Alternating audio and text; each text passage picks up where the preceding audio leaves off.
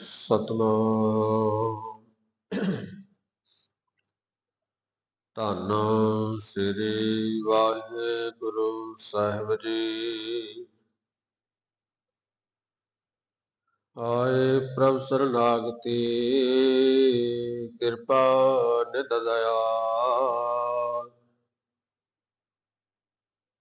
ਏਕ ਅੱਖਰ ਹਰ ਮਨ ਵਸਤ ਨਾਨਕ ਹੋਤ ਨਿਹਾਲ।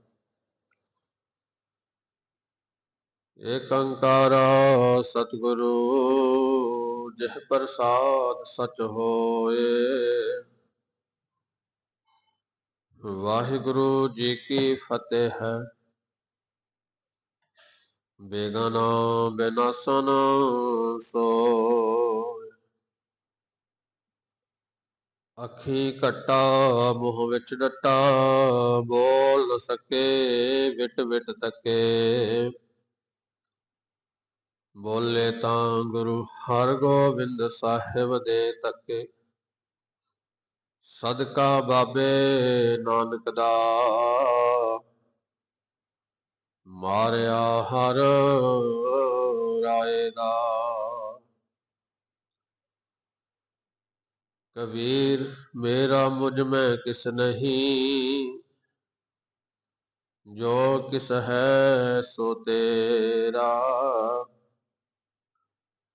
ਤੇਰਾ ਤੁਝ ਕੋ ਸੌਂਪ ਦੇ ਕਿਆ ਲਾਗੈ ਮੇਰਾ।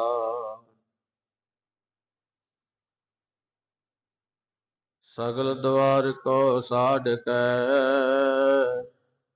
ਗਹਿਓ ਤੁਹਾਰੋ ਦੁਆਰ।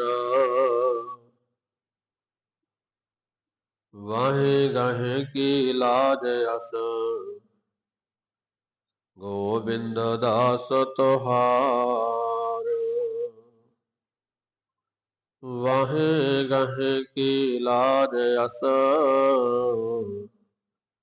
ਗੋਬਿੰਦ ਦਾਸ ਤੁਹਾਰ। ਵਾਹਿਗੁਰੂ ਜੀ ਕਾ ਖਾਲਸਾ ਵਾਹਿਗੁਰੂ ਜੀ ਕੀ ਫਤਿਹ। ਪਰਮ ਸਨਮਾਨ ਤੇ ਸਤਿਕਾਰਯੋਗ ਸਾਹਿਬੇ ਕਮਾਲ ਹਾਜ਼ਰਾ ਹਜ਼ੂਰ ਜਹਰਾ ਜਹੂਰ ਨਾਮ ਬਣ ਕੇ ਬੋਹਿਤ ਸਾਰੀ ਦੁਨੀਆ ਦੇ ਸਾਂਝੇ ਰਹਿਬਰ ਗੱਦੀ ਪਰ ਸੁਭਾਏਮਾਨ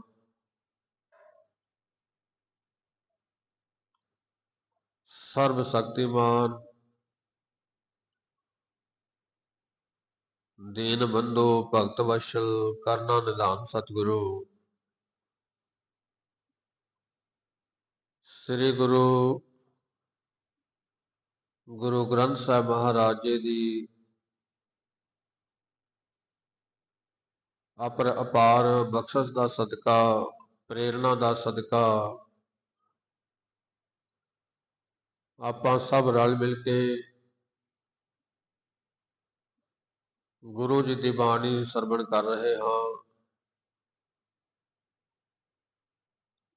ਆਓ ਕੁਝ ਸਮਾਂ ਹੋਰ ਸਤਿਗੁਰਾਂ ਦੇ ਚਰਨਾਂ ਵਿੱਚ ਬੈਠ ਕੇ ਉਸ ਅੱਲਾਹ ਤਾਲਾ ਅਕਾਲ ਪੁਰਖ ਵਾਹਿਗੁਰੂ ਦੇ ਗੁਣਾਂ ਨੂੰ ਗਾਉਣ ਦਾ ਯਤਨ ਕਰੀਏ।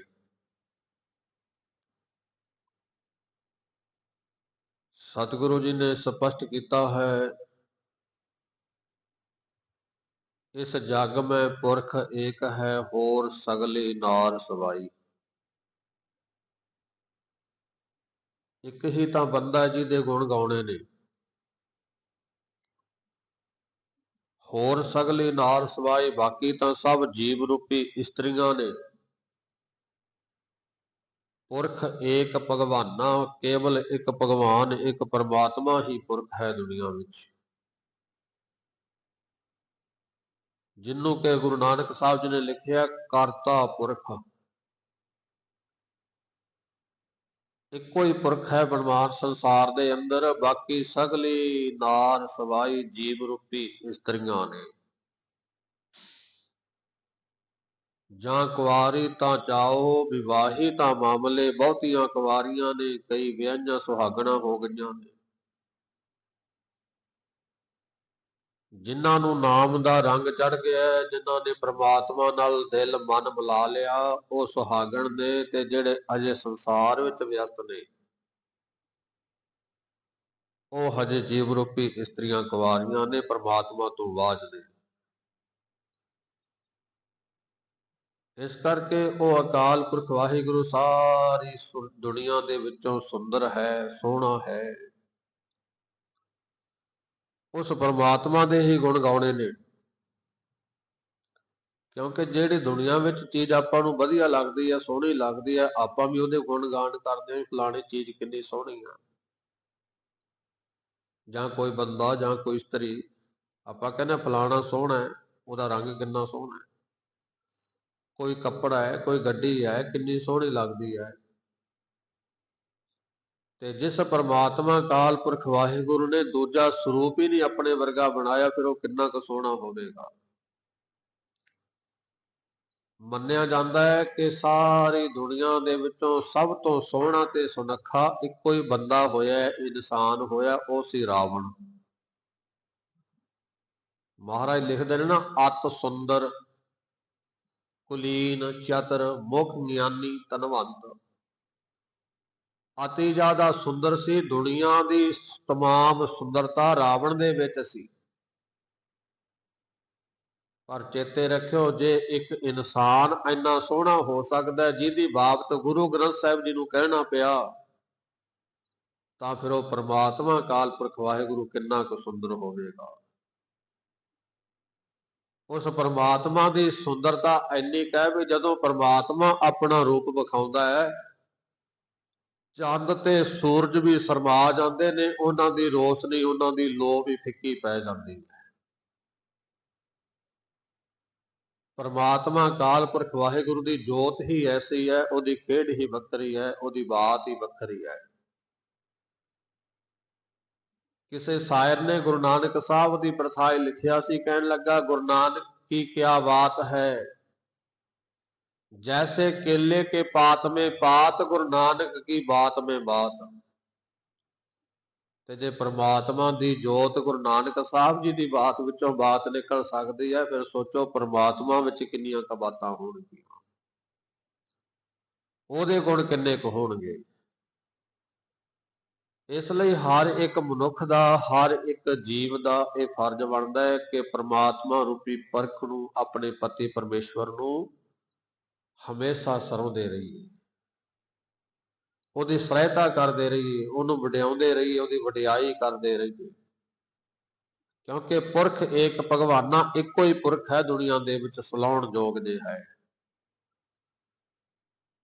ਉਹਦੇ ਤੋਂ ਬਿਨਾਂ ਦੁਨੀਆ ਦੀ ਤੁਸੀਂ ਸਹਾਇਤਾ ਕਰੋਗੇ, ਦੁਨੀਆ ਦੀ ਵਡਿਆਈ ਕਰੋਗੇ, ਤਾਂ ਕਦੇ ਨਾ ਕਦੇ ਉਹ ਬੰਦੇ 'ਚ ਕੋਈ ਨਾ ਕੋਈ ਨੁਕਸ ਨਿਕਲ ਹੀ ਆਉਣਾ, ਕੋਈ ਨਾ ਕੋਈ ਘਾਟ-ਵਾਧ ਨਿਕਲ ਹੀ ਆਉਣੀ ਹੈ।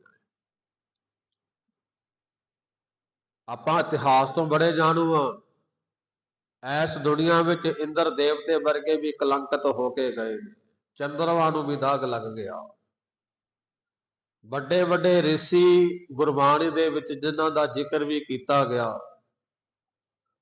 ਦੁਨੀਆ ਵਿੱਚੋਂ ਸਾਫ਼ ਨਾ ਰਹਿ ਕੇ ਗਏ, ਕਲੰਕਿਤ ਹੋ ਕੇ ਗਏ। ਆ ਹੁਣੇ ਰਾਵਣ ਦੀ ਗੱਲ ਕਰ ਰਿਹਾ ਸੀ, ਕਿਸੇ ਨਾ ਕਿਸੇ ਪੱਖ ਤੋਂ ਦਾਗ ਲੱਗ ਹੀ ਜਾਂਦਾ ਹੈ। ਬਾਣੀ ਵਿੱਚ ਸਪਸ਼ਟ ਲਿਖਿਆ, ਕਹਿਣ ਲੱਗੇ, ਕਾਲਖ ਦਾ ਕਮਰਾ ਹੋਏ, ਸਾਰਾ ਕਾਲਖ ਨਾਲ ਭਰਿਆ ਹੋਇਆ ਕਮਰਾ, ਤੇ ਉਹਦੇ ਵਿੱਚ ਇੱਕ ਅੰਨੇ ਬੰਦੇ ਨੂੰ ਵਾੜ ਦਈਏ, ਤੇ ਇਹ ਹੋ ਹੀ ਨਹੀਂ ਸਕਦਾ ਵੀ ਅੰਨਾ ਬੰਦਾ ਕਾਲਖ ਦੇ ਕਮਰੇ ਵਿੱਚੋਂ ਬੇਦਾਗ ਬਾਹਰ ਆ ਜਾਏ। ਇਹ ਹੋ ਹੀ ਨਹੀਂ ਸਕਦਾ।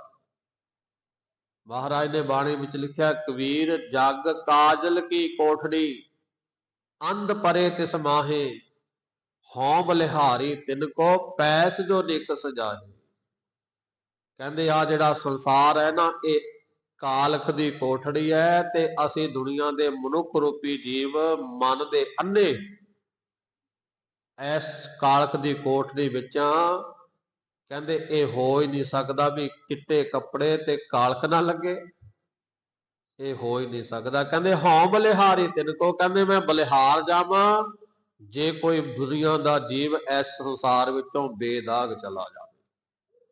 ਇਹ ਬਾਣੀ ਦਾ ਫੈਸਲਾ ਹੈ। ਗੁਰੂ ਗ੍ਰੰਥ ਸਾਹਿਬ ਜੀ ਕਹਿੰਦੇ ਹਉ ਬਲਿਹਾਰੀ ਤਿਨ ਕੋ, ਪੈਸ ਜੋ ਨਿਕ ਸਜਾਹੇ, ਜਿਹੜਾ ਸਾਫ ਸੁਥਰਾ ਬੇਦਾਗ ਚਲਾ ਜਾਏ ਦੁਨੀਆ ਚੋਂ, ਉਹਦੇ ਤੋਂ ਮੈਂ ਬਲਿਹਾਰ ਜਾਵਾਂ। ਪਰ ਇਹ ਕਰਨਾ ਬੜਾ ਔਖਾ ਹੈ।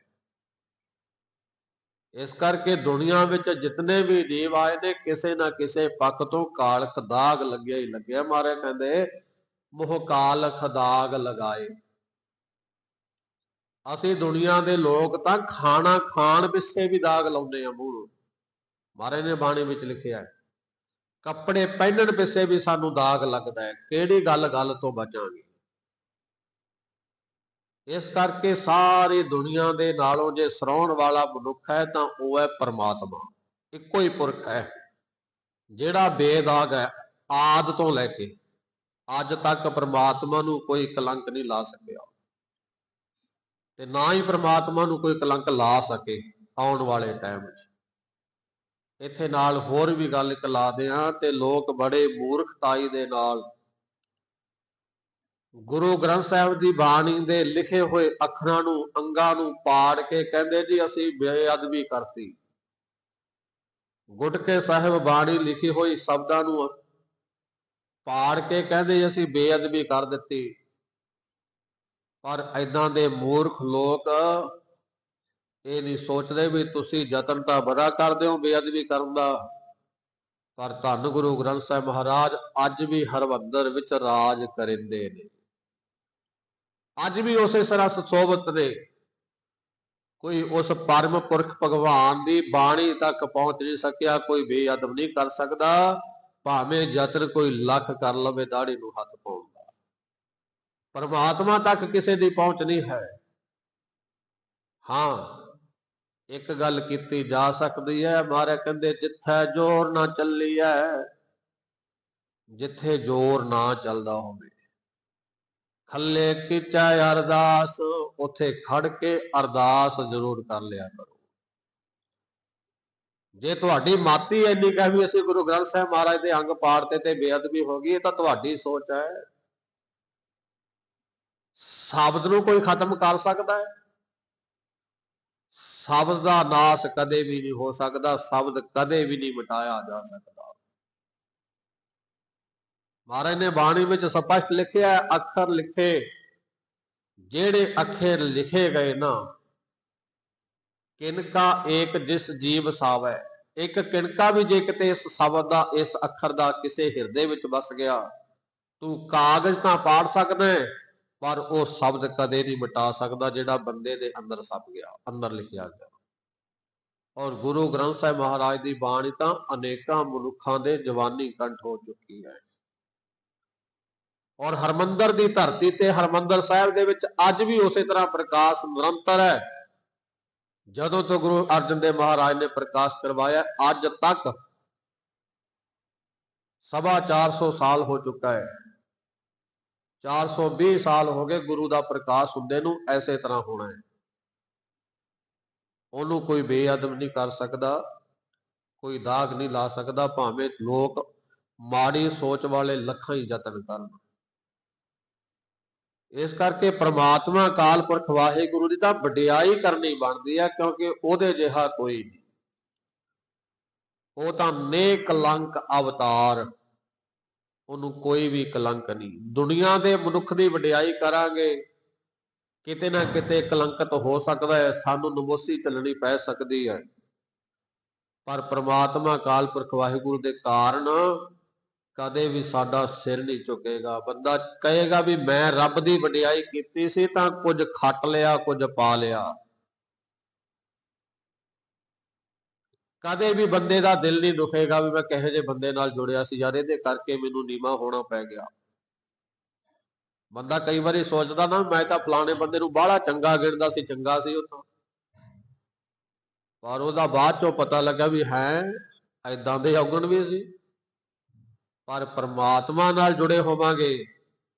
अज भी परमात्मा उदां ही है ते आउण वाले टाइम भविख विच भी परमात्मा उदां ही होवेगा। अज नालों वध के गुण चंगे आउणगे परमात्मा विच। महाराज ने लिखिया साहिब मेरा नीत नवा, वो परमात्मा नित ही नवे गुण प्रगट करता है। इस करके आओ सारे रल मिल के पुरख एक भगवाना उस अकाल पुरख वाहिगुरु की वडियाई करिए। जिहदी वडियाई करनी बनती है मनुख उहदी वडियाई नहीं करता, ते जिन्हों वडियाई देण दे नाल पल्ले भी कख नहीं पैना। एक गल होर चेते रखियो, पंक्ति याद आई, महाराज कहंदे लोगन की वडियाई उपमा ते वै संतर डार। एक दूजे की वडियाई करन वालिओ गुरु ग्रंथ साहिब महाराज की सबक भी सुन लियो, ध्यान भी रख लियो। महाराज कहंदे की ने, कहंदे लोगन की वडियाई उपमा, एक दूजे की वडियाई करदे हो ते वै संतर डार। कहंदे ये कीती हुई वडियाई तुहानू अग विच साड़ेगी एक दिन। ये महाराज कहंदे ने इस गल। इस करके दुनिया के जीवां की वडियाई करनी छड्डो, केवल परमात्मा अकाल पुरख वाहिगुरु की वडियाई करो। ना दुनिया चों वडियाई खटो ते ना किसी की वडियाई करो, क्योंकि वडियाई विच ही मनुख हंकार की अग विच सड़ के साह हो जाता है, सवाह बन जाती है। ये तो पक्ष सी वडियाई करन दा। एक दूसरा पक्ष हुंदा है निंदिया करन दा। वो पक्ष आपां सारे रल मिल के गुरु ग्रंथ साहिब जी तो सरवण करते हैं। अज दे हुक्मनामे साहिब दे अंदर गुरु जी सानू की समझाउणा करदे ने। आओ सारे रल मिल के परमात्मा अकाल पुरख वाहिगुरु की वडियाई करते हुए गुरु शब्द की विचारधारा नाल जुड़न का यत्न करिए। सारी संगत एकाग्रता दे लई प्यार नाल आखो जी सतनाम श्री वाहिगुरु। वाहिगुरु जी। तनासरी महला पंजवा। अज दे हुक्मनामे साहिब तनासरी राग विच पंचम पातशाह गुरु अर्जन देव महाराज जी उचारण करते हैं और ये शब्द 683 अंग उत्ते सुशोभित है। जानकी कीनी पार ब्रह्म सार।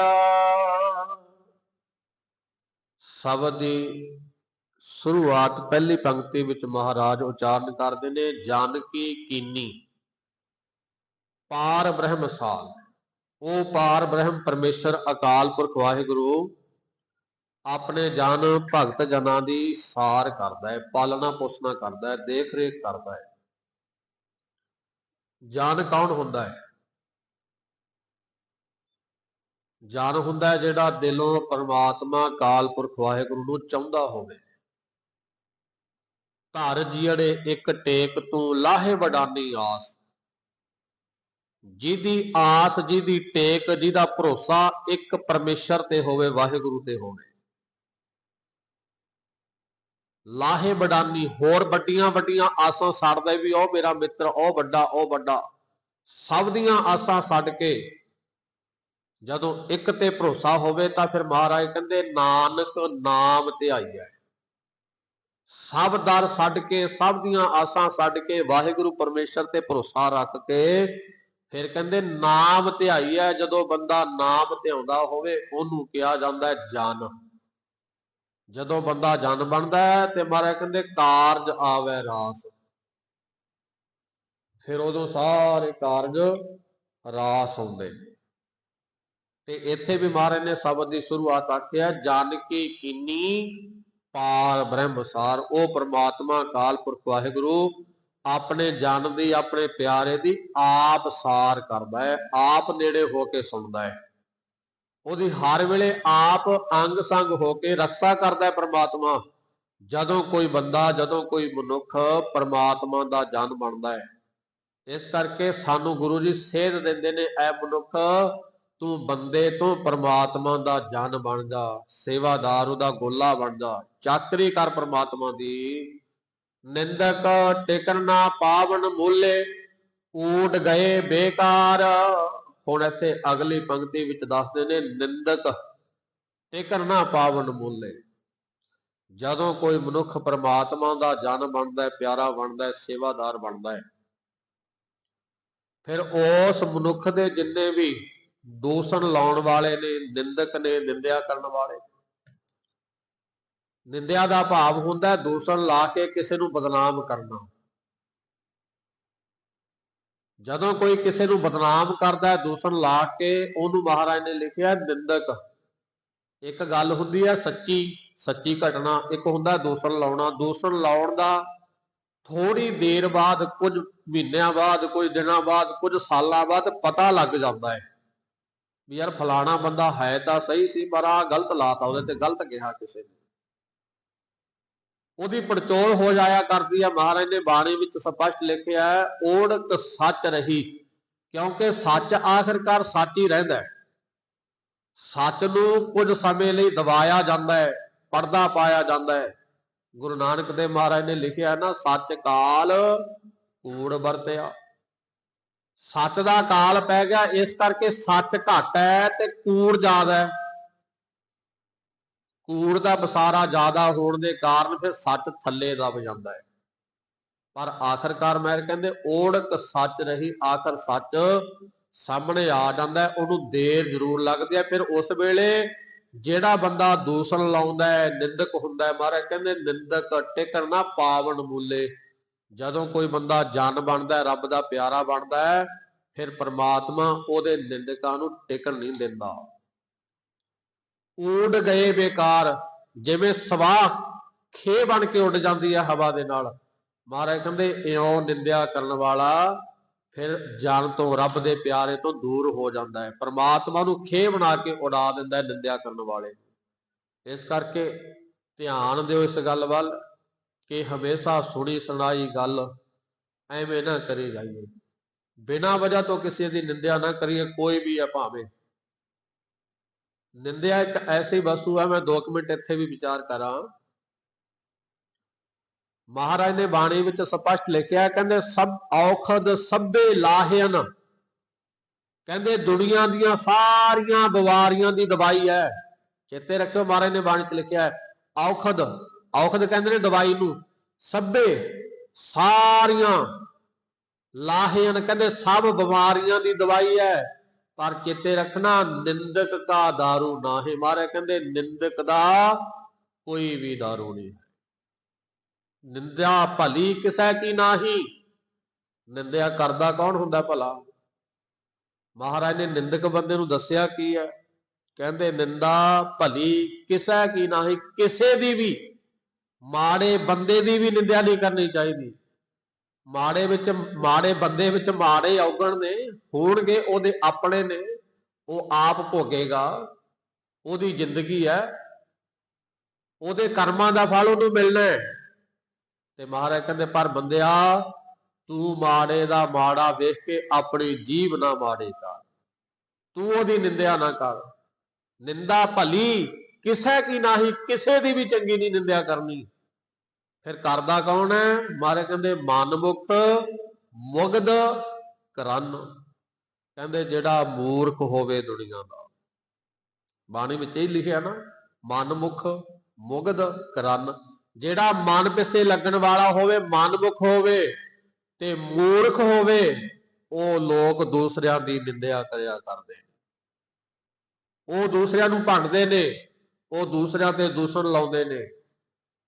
ਬੇਸ਼ੱਕ ਭਾਵੇਂ ਕੋਈ ਗਾਤਰਾ ਪਾ ਕੇ ਅੰਮ੍ਰਿਤਧਾਰੀ ਕਹੇ ਵੀ ਮੈਂ ਅੰਮ੍ਰਿਤਧਾਰੀ ਹਾਂ, ਮੈਂ ਗੁਰਦੁਆਰੇ ਨੂੰ ਜਾ ਮੰਨਣ ਵਾਲਾ, ਜੇ ਤੂੰ ਗੁਰਦੁਆਰੇ ਜਾ ਕੇ ਵੀ ਕਿਸੇ ਦੀ ਨਿੰਦਿਆ ਕਰਦਾ ਫਿਰ ਤੂੰ ਗੁਰੂ ਵਾਲਾ ਨਹੀਂ ਹੋ ਸਕਦਾ। ਫਿਰ ਤੇਰੇ ਪਾਤਸ਼ਾਹ ਕਹਿੰਦੇ ਨੇ ਤੂੰ ਮੂਰਖ ਹੈ, ਤੂੰ ਮਨਮੁਖ ਹੈ। ਭਾਵੇਂ ਲੱਖ ਆਪਣੇ ਆਪ ਨੂੰ ਦੁਨੀਆ ਵਿੱਚ, ਜਿਵੇਂ ਕੱਲ ਵਚਨ ਆਏ ਸੀ ਵੀ ਆਪਣੇ ਆਪ ਨੂੰ ਚੰਗਾ ਦੱਸਦਾ ਫਿਰੇ, ਫਿਰ ਤੂੰ ਚੰਗਾ ਨਹੀਂ ਹੋ ਸਕਦਾ, ਫਿਰ ਤੂੰ ਦੁਨੀਆ ਦਾ ਮਹਾ ਮੂਰਖ ਹੈ।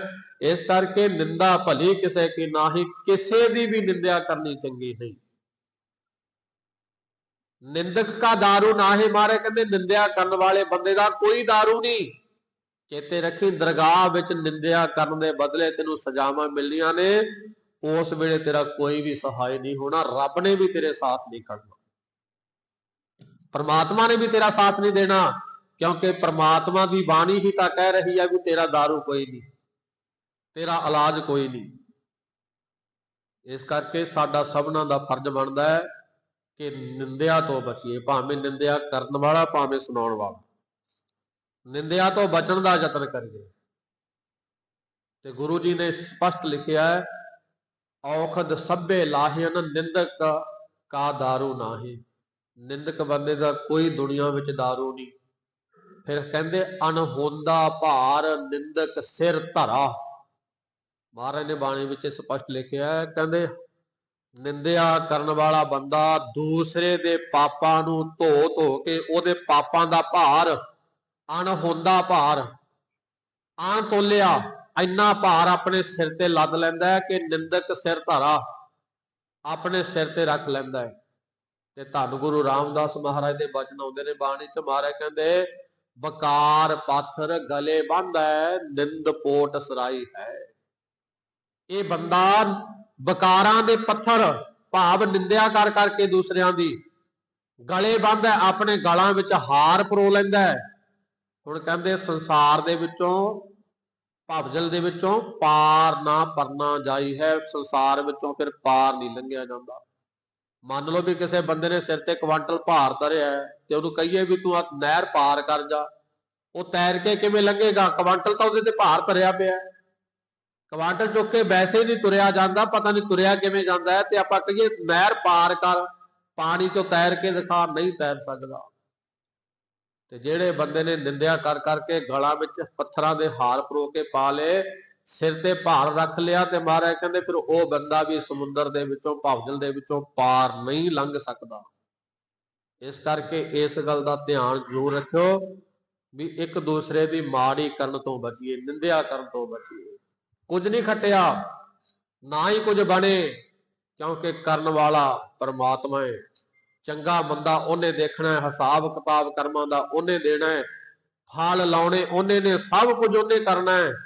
फिर बंदिया तैनू की मिलता है किसी की माड़ी करके, किसी का नुकसान करना है, तैनू की मिलना है। इस करके महाराज ने इत्थे सानू समझाउणा कीता, जे तू रब दा जन बन जे, रब दा सेवादार बन जे, परमात्मा पुरख दा गोला बन जाए, तां कहण लगे निंदक टिक ना पावन मूले ऊड़ गए बेकार। फिर तेरी निंदिया करने वाले स्वाद ही खे बन के उड जाया करनगे। जदों तू रब दा नाम ते आएगा फिर तेरी कोई निंदिया करने वाला भी नहीं बचेगा।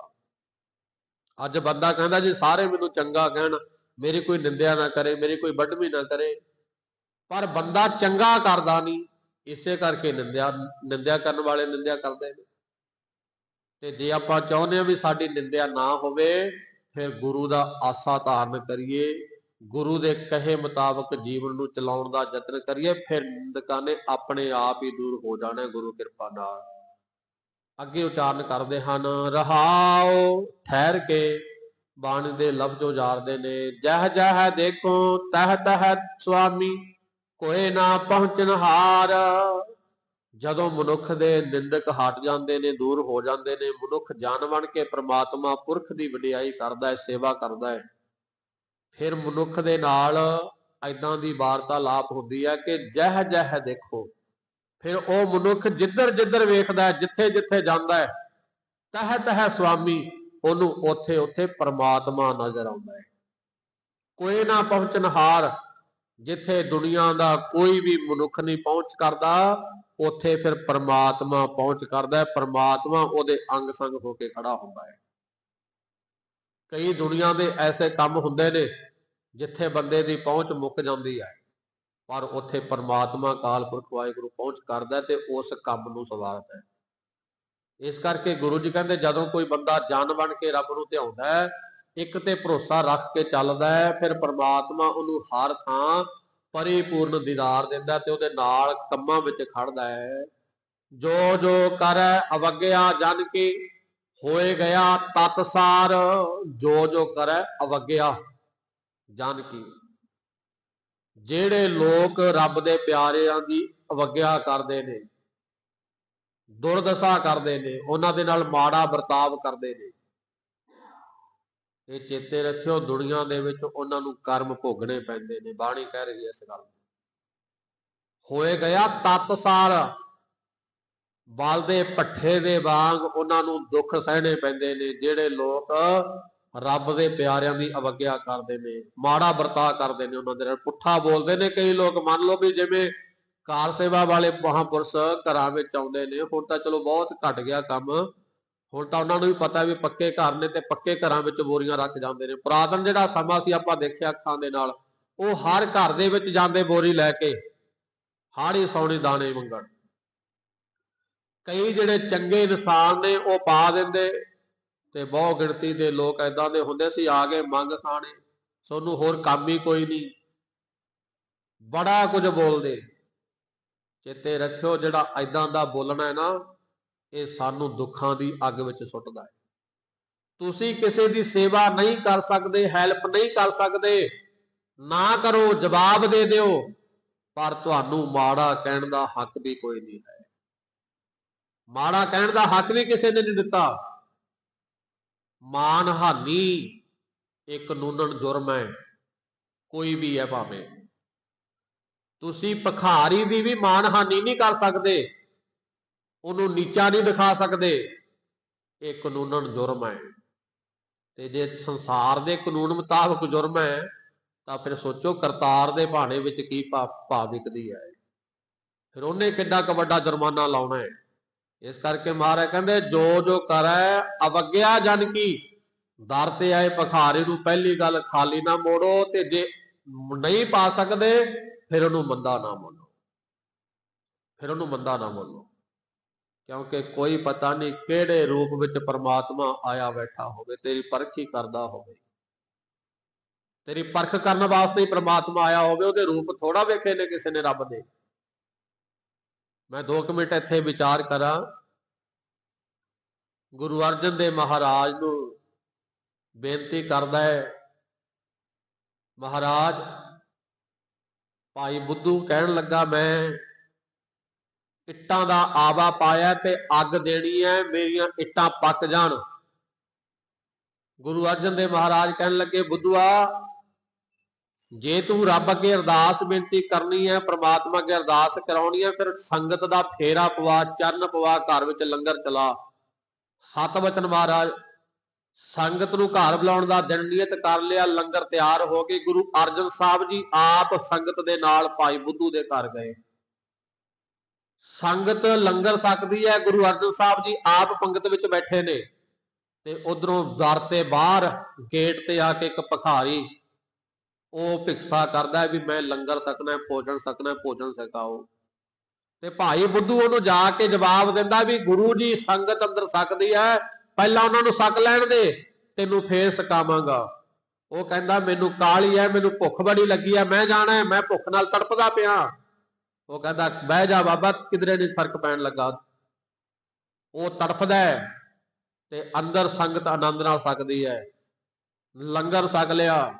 ਗੁਰੂ ਅਰਜਨ ਸਾਹਿਬ ਜੀ ਨੇ ਅਰਦਾਸ ਕੀਤੀ ਰੱਬ ਅੱਗੇ, ਭਗਵਾਨ ਐ ਸੇਵਕ ਦਾ ਭੱਠਾ ਇੱਟਾਂ ਪੱਕੀਆਂ ਨਿਕਲ ਆਉਣ, ਸਾਫ ਸੁਥਰੀਆਂ ਨਿਕਲ ਆਉਣ। ਤੇ ਬਾਹਰ ਜਿਹੜਾ ਖੜਾ ਸੀ ਭਿਖਾਰੀ, ਉਹ ਕਹਿੰਦਾ ਸੀ, ਬੁੱਧੂਆ ਜਾ ਓਏ, ਜੇ ਮੇਰੀ ਪੇਟ ਦੀ ਪੂਰਤੀ ਨਹੀਂ ਕੀਤੀ, ਜਿਹੜੇ ਕੰਮ ਵਾਸਤੇ ਤੂੰ ਆ ਸੰਗਤ ਬੁਲਾਈ ਹੈ, ਤੇਰਾ ਕੰਮ ਕਦੇ ਨਹੀਂ ਹੋ ਸਕਦਾ। ਇੱਕ ਪਾਸੇ ਭਿਖਾਰੀ ਨੇ ਅਰਦਾਸ ਕਰਤੀ, ਇੱਕ ਪਾਸੇ ਗੁਰੂ ਅਰਜਨ ਸਾਹਿਬ ਨੇ ਅਰਦਾਸ ਕੀਤੀ। ਇਹ ਕਈ ਵਾਰੀ ਪਰਖ ਪੈ ਜਾਂਦੀ ਹੈ, ਪੇਪਰ ਪੈ ਜਾਂਦਾ ਹੈ। ਮੈਂ ਤਾਂ ਬੇਨਤੀ ਕੀਤੀ ਹੈ, ਕਦੇ ਨਾ ਭਿਖਾਰੀਆਂ ਨੂੰ ਦਰ ਤੋਂ ਮੋੜੋ, ਕੋਈ ਪਤਾ ਨਹੀਂ ਰੱਬ ਆ ਕੇ ਖੜਾ ਹੋਵੇ। ਕਹਿੰਦੇ ਭਾਣਾ ਕਰਤਾਰ ਦਾ ਐਸਾ ਹੋਇਆ, ਜਦੋਂ ਆਵਾ ਖੋਲਿਆ ਤੇ ਸਾਰੀਆਂ ਇੱਟਾਂ ਨਿਕਲੀਆਂ ਕੱਚੀਆਂ, ਇੱਕ ਵੀ ਨਾ ਪੱਕੀ। ਰੋਂਦਾ ਪਿੱਟਦਾ ਗਿਆ ਗੁਰੂ ਅਰਜਨ ਦੇਵ ਜੀ ਕੋਲ, ਮਹਾਰਾਜ ਤੁਸੀਂ ਖੁਦ ਅਰਦਾਸ ਕੀਤੀ ਸੀ ਤੇ ਮੇਰਾ ਤੇ ਆਵਾ ਹੀ ਕੱਚਾ ਨਿਕਲ ਗਿਆ। ਮੈਂ ਤੇ ਇੰਨਾ ਖਰਚਾ ਕਰ ਬੈਠਿਆ, ਸੰਗਤ ਨੂੰ ਲੰਗਰ ਛਕਾਇਆ, ਇੰਨਾ ਕੁਝ ਕੀਤਾ, ਤੇ ਮਹਾਰਾਜ ਮੇਰਾ ਨੁਕਸਾਨ ਹੋ ਗਿਆ। ਤੇ ਗੁਰੂ ਅਰਜਨ ਸਾਹਿਬ ਜੀ ਕਹਿੰਦੇ, ਬੁੱਧੂਆ ਇਹ ਮੇਰਾ ਕਸੂਰ ਨਹੀਂ, ਇਹ ਕਸੂਰ ਤੇਰਾ, ਸੋਚ ਕੇ ਦੇਖ ਭਲਾ। ਕਹਿੰਦਾ ਮਹਾਰਾਜ ਮੈਂ ਤੇ ਸਾਰਾ ਕੁਝ ਵਧੀਆ ਕੀਤਾ ਹੈ। ਗੁਰੂ ਜੀ ਕਹਿੰਦੇ ਜਦੋਂ ਸੰਗਤ ਲੰਗਰ ਛਕਦੀ ਸੀ, ਤੂੰ ਉਦੋਂ ਕਿਸੇ ਨੂੰ ਲੰਗਰ ਛਕਾਇਆ, ਇੱਕ ਬੰਦੇ ਨੂੰ ਦਰ ਤੋਂ ਮੋੜਿਆ ਸੀ, ਸੋਚ। ਕਹਿੰਦਾ ਹਾਂ ਜੀ, ਉਹ ਤਾਂ ਭਿਖਾਰੀ ਸੀ, ਬਾਹਰ ਬੈਠਾ ਸੀ। ਤੇ ਗੁਰੂ ਅਰਜਨ ਸਾਹਿਬ ਜੀ ਕਹਿੰਦੇ ਉਹ ਭਿਖਾਰੀ ਨਹੀਂ ਸੀ, ਉਹ ਭਗਵਾਨ ਆਪ ਸੀ, ਤੇਰੀ ਪਰਖ ਕਰ ਰਿਹਾ ਸੀ। ਕਹਿੰਦੇ ਉਹਨੇ ਬਾਹਰ ਖੜ ਕੇ ਅਰਦਾਸ ਕੀਤੀ ਸੀ ਵੀ ਤੇਰਾ ਆਵਾ ਪੱਕਾ ਨਹੀਂ ਹੋ ਸਕਦਾ। ਕਹਿੰਦੇ ਉਹ ਰੱਬ ਦਾ ਪਿਆਰਾ ਸੀ, ਸਾਡੇ ਨਾਲੋਂ ਵੀ ਪਾਵਰ ਜ਼ਿਆਦਾ ਰੱਖਦਾ ਸੀ। ਉਹ ਅਰਦਾਸ ਕਰ ਗਿਆ, ਉਹਦੀ ਦਿਲੋਂ ਅਰਦਾਸ ਪ੍ਰਮਾਤਮਾ ਨੇ ਕਬੂਲ ਕਰ ਲਈ ਤੇ ਤੇਰਾ ਆਵਾ ਕੱਚਾ ਰਹਿ ਗਿਆ। ਮਹਾਰਾਜ ਫਿਰ ਤੁਹਾਡਾ ਕੀ ਫਾਇਦਾ? ਫਿਰ ਤੁਸੀਂ ਖੁਦ ਅਰਦਾਸ ਕੀਤੀ, ਦੁਨੀਆ ਦੇ ਮਾਲਕ ਹੋ, ਮੈਂ ਸੰਗਤ ਨੂੰ ਲੰਗਰ ਛਕਾਇਆ। ਮਹਾਰਾਜ ਕਹਿੰਦੇ ਫਾਇਦਾ ਤੇਰਾ ਹਜੇ ਵੀ ਹੋ ਜੂ, ਜੇ ਤੂੰ ਸੰਗਤ ਨੂੰ ਲੰਗਰ ਛਕਾਇਆ, ਲੰਗਰ ਬੇਅਰਥ ਨਹੀਂ ਜਾਂਦਾ, ਤੇਰਾ ਭਲਾ ਤੇਰਾ ਹੋਵੇਗਾ। ਤੇਰੇ ਨਾਲ ਬਚਨ ਹੈ, ਵਾਅਦਾ ਹੈ ਕਿ ਤੇਰਾ ਕੱਚਾ ਵੀ ਪੱਕਿਆਂ ਦੇ ਭਾਅ ਵਿਕੇਗਾ।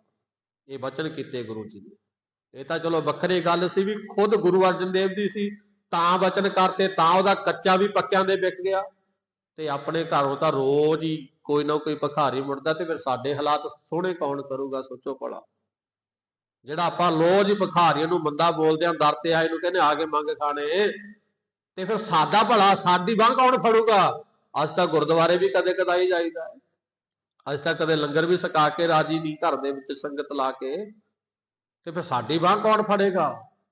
ਇਸ ਕਰਕੇ ਕਦੇ ਵੀ ਕਿਸੇ ਦੀ ਬੇਅਦਬੀ ਨਾ ਕਰੋ। ਜੋ ਜੋ ਕਰੇ ਅਵਗਿਆ ਜਨ ਕੀ ਹੋਏ ਗਿਆ ਤਤ ਸਾਰ ਮਾਰੇ। ਕਹਿੰਦੇ ਬਲ ਦੇ ਭੱਠੇ ਦੀ ਤਰ੍ਹਾਂ ਤੈਨੂੰ ਦੁੱਖਾਂ ਦੀ ਭੱਠੀ ਵਿੱਚ ਸੜਨਾ ਪਏਗਾ ਜੇ ਤੂੰ ਕਿਸੇ ਦੀ ਅਵਗਿਆ ਕਰੇਗਾ।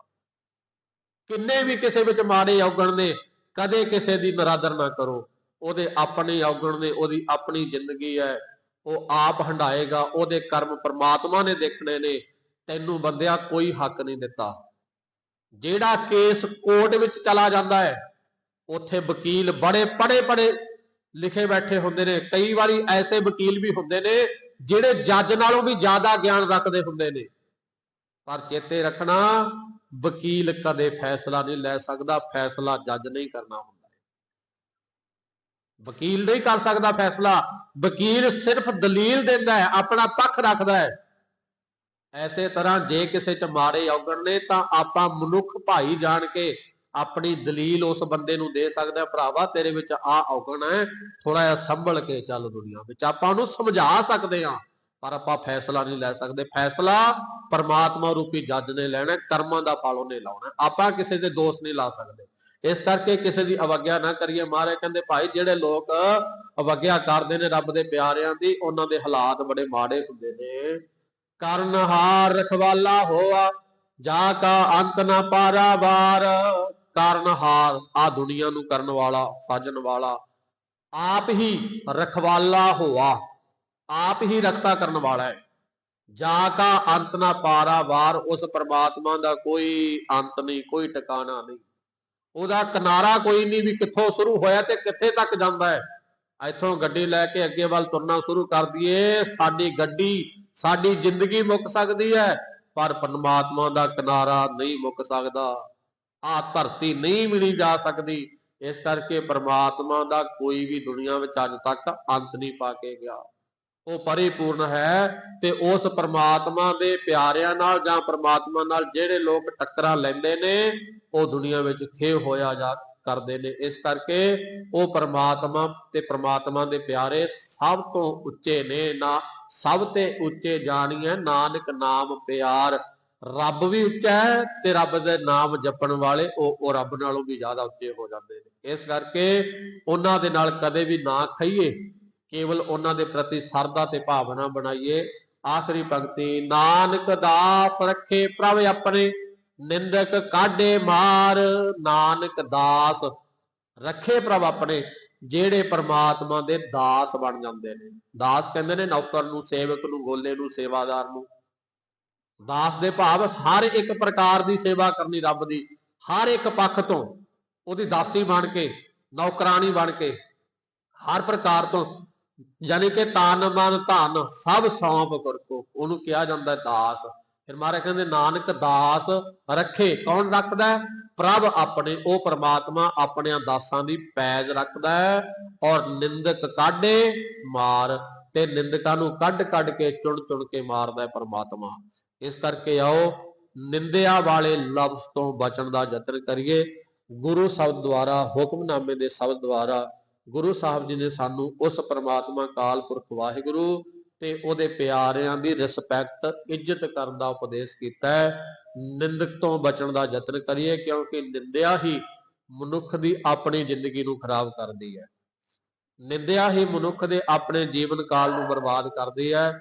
ਨਿੰਦਿਆ ਸਭ ਤੋਂ ਭੈੜੀ ਬਿਮਾਰੀ ਹੈ, ਜਿਹਦਾ ਦੁਨੀਆ ਵਿੱਚ ਕੋਈ ਇਲਾਜ ਨਹੀਂ, ਲਾ ਇਲਾਜ ਬਿਮਾਰੀ। ਰੱਬ ਕੋਲ ਵੀ ਇਹਦਾ ਇਲਾਜ ਨਹੀਂ। ਮਹਾਰਾਜ ਨੇ ਲਿਖਿਆ ਨਾ, ਬਾਣੀ ਤੋਂ ਪਹਿਲਾਂ ਬੇਨਤੀ ਕੀਤੀ ਆ, ਨਿੰਦਕ ਕਾ ਦਾਰੂ ਨਾਹੀਂ। ਨਿੰਦਕ ਬੰਦੇ ਦਾ ਕੋਈ ਦਾਰੂ ਨਹੀਂ। ਮਹਾਰਾਜ ਕਹਿੰਦੇ ਔਖਦ ਸਭੇ ਲਾਹੇਨ, ਬਾਕੀ ਸਭ ਬਿਮਾਰੀਆਂ ਦਾ ਇਲਾਜ ਹੈ, ਦਵਾਈ ਹੈ, ਪਰ ਨਿੰਦਕ ਦੀ ਕੋਈ ਦਵਾਈ ਨਹੀਂ, ਕੋਈ ਇਲਾਜ ਨਹੀਂ, ਇਹਦਾ ਕੋਈ ਵੀ ਪੱਲਾ ਨਹੀਂ ਫੜਦਾ। ਇਸ ਕਰਕੇ ਨਿੰਦਕ ਵਾਲੇ ਸ਼ਬਦ ਤੋਂ ਬਚਣ ਦਾ ਯਤਨ ਕਰੀਏ, ਸਭ ਦੇ ਲਈ ਚੰਗਾ ਸੋਚੀਏ। ਜੇ ਅਸੀਂ ਚੰਗਾ ਸੋਚਾਂਗੇ ਤਾਂ ਫਿਰ ਰੱਬ ਵੀ ਚੰਗਾ ਸੋਚੇਗਾ। ਟਰੈਕਟਰਾਂ ਟਰਾਲੀਆਂ ਤੇ ਲਿਖਿਆ ਹੁੰਦਾ ਨਾ, ਕਾਰ ਭਲਾ ਹੋ ਭਲਾ ਅੰਤ ਭਲੇ ਦਾ ਭਲਾ। ਤੁਸੀਂ ਭਲਾ ਕਰੋ ਫਿਰ ਭਲਾ ਹੋਏਗਾ, ਫਿਰ ਦੇਖਿਓ ਅੰਤ ਭਲੇ ਦਾ ਭਲਾ, ਫਿਰ ਭਲੇ ਦਾ ਫਲ ਭਲਾ ਮਿਲੇਗਾ। ਇਸ ਕਰਕੇ ਪਹਿਲਾਂ ਇਹ ਨਾ ਕੱਲਾ ਵੀ ਬਾਬੇ ਨਾਨਕ ਨੇ ਕਹਿਤਾ ਵੀ ਨਾਨਕ ਨਾਮ ਚੜ੍ਹਦੀ ਕਲਾ, ਤੇਰੇ ਭਾਣੇ ਸਰਬੱਤ ਦਾ ਭਲਾ। ਨਾਰਾ ਰੋਜ਼ ਲਾਈਦਾ ਪਰ ਕਦੇ ਹੱਥਾਂ ਨਾਲ ਭਲਾ ਕਰਕੇ ਨਹੀਂ ਦੇਖਿਆ ਕਿਸੇ ਦਾ। ਨਾਰਾ ਰੋਜ਼ ਲਾਉਨੇ ਆਪਾਂ ਪਰ ਕਦੇ ਭਲਾ ਕਰਕੇ ਨਹੀਂ ਦੇਖਿਆ। ਇਸ ਕਰਕੇ ਯਤਨ ਕਰੋ, ਜਿੱਥੇ ਨਾਨਕ ਦਾ ਨਾਰਾ ਲਾਉਨੇ ਆ, ਗੁਰੂ ਨਾਨਕ ਸਾਹਿਬ ਨੂੰ ਚੇਤੇ ਕਰਦੇ ਆ ਅਰਦਾਸ ਵੇਲੇ, ਉੱਥੇ ਦੁਨੀਆ ਦਾ ਭਲਾ ਵੀ ਕਰੀਏ। ਖੁਦ ਭਲਾ ਕਰਾਂਗੇ ਫਿਰ ਭਲਾ ਹੋਏਗਾ। ਜਦੋਂ ਭਲਾ ਬੀਜਿਆ ਗਿਆ ਫਿਰ ਭਲੇ ਦਾ ਫਲ ਵੀ, ਅੰਤ ਭਲੇ ਦਾ ਭਲਾ, ਅੰਤ ਦੇ ਵਿੱਚ ਤੇਰਾ ਵੀ ਭਲਾ ਹੋਵੇਗਾ, ਕਿਉਂਕਿ ਤੂੰ ਵੀ ਸਰਬੱਤ ਦੇ ਵਿੱਚ ਵਸਦਾ ਹੈ। ਤੂੰ ਵੀ ਉਹਦੀ ਇਬਾਦਤ ਦੇ ਵਿੱਚ ਆਉਣਾ, ਬਾਹਰ ਨਹੀਂ ਉਹਦੀ ਕੁਦਰਤ ਤੋਂ। ਤੂੰ ਵੀ ਉਹਦੀ ਸਾਜੀ ਹੋਈ ਕੁਦਰਤ ਦੇ ਵਿੱਚ ਹੀ ਹੈ। ਇਸ ਕਰਕੇ ਜਦੋਂ ਦੁਨੀਆ ਦਾ ਭਲਾ ਕਰੇਗਾ ਫਿਰ ਨਾਲ ਨਾਲ ਤੇਰਾ ਵੀ ਭਲਾ ਹੋਵੇਗਾ। ਇਸ ਕਰਕੇ ਆਓ ਗੁਰੂ ਗ੍ਰੰਥ ਸਾਹਿਬ ਮਹਾਰਾਜ ਦੀ ਟੇਕ ਨੂੰ ਸਮਝੀਏ, ਬਾਣੀ ਨੂੰ ਸਮਝੀਏ, ਭਰੋਸਾ ਉਸ ਅਕਾਲ ਪੁਰਖ ਵਾਹਿਗੁਰੂ ਤੇ ਕਰੀਏ, ਉਹਦੀ ਇਬਾਦਤ ਕਰੀਏ ਰੱਬ ਦੀ, ਜਿਹੜਾ ਹਰ ਥਾਂ ਪਰਿਪੂਰਨ ਹੈ। ਫਿਰ ਆਪਣਾ ਸੰਸਾਰ ਵਿੱਚ ਮਨੁੱਖਾ ਜਨਮ ਧਾਰਿਆ ਸਫਲ ਹੈ, ਵਰਨਾ ਨਾਮ ਬਿਨਾ ਬਿਰਥਾ ਸਭ ਜਾਏ, ਬੇਅਰਥ ਜਾ ਹੀ ਰਿਹਾ, ਉਹ ਤਾਂ ਵੱਟ ਤੇ ਪਿਆ ਹੈ। ਤੇ ਜੇ ਚਾਹੁੰਦੇ ਆ ਸਫਲ ਹੋ ਕੇ ਜਾਈਏ, ਚੰਗੇ ਮਨੁੱਖ ਬਣ ਕੇ ਜਾਈਏ, ਦੁਨੀਆ ਸਾਨੂੰ ਚੰਗਾ ਕਵੇ, ਫਿਰ ਗੁਰੂ ਸਾਹਿਬ ਜੀ ਦੀ ਗੱਲ ਨੂੰ, ਬਚਨਾਂ ਨੂੰ ਮੰਨਣ ਦਾ ਯਤਨ ਕਰੀਏ। ਇਹ ਬੇਨਤੀਆਂ ਪ੍ਰਵਾਨ ਕਰਨੀਆਂ, ਹੋਈਆਂ ਭੁੱਲਾਂ ਗੁਰੂ ਸਾਹਿਬ ਸੰਗਤ ਬਖਸ਼ਣ ਯੋਗ ਨੇ ਬਖਸ਼ਣਾ। ਸੁਰਤਾ ਦੀ ਅਰਦਾਸ ਸਾਰੇ ਸਤਿਗੁਰ ਦੇ ਚਰਨਾਂ 'ਚ ਕਰਨੇ ਆ। ਦਿਓ ਅਸੀਸ, ਸੰਗਤ ਦੇ ਬੱਚੇ ਨੂੰ ਕਥਾ ਕੀਰਤਨ ਕਰਨ ਦੀ ਜਾਚ ਆ ਜਾਏ। ਇਹੋ ਲੋਕ ਸੁਖੀਏ ਪਰਲੋਕ ਸਹੇਲੇ, ਨਾਨਕ ਹਰ ਪ੍ਰਭ ਆਪੇ ਮਿਲੇ। ਸਲੋਕ ਪਵਨ ਗੁਰੂ ਪਾਣੀ ਪਿਤਾ ਮਾਤਾ ਧਰਤ, ਦਿਵਸ ਰਾਤ ਦੁਇ ਦਾਈ ਦਾਇਆ, ਚੰਗਿਆਈਆਂ ਬੁਰਿਆਈਆਂ ਕਰਮੀ ਆਪੋ ਆਪਣੀ, ਜਿਨੇ ਨਾਮ ਧਿਆਇਆ ਨਾਨਕ ਤੇ ਮੁਖ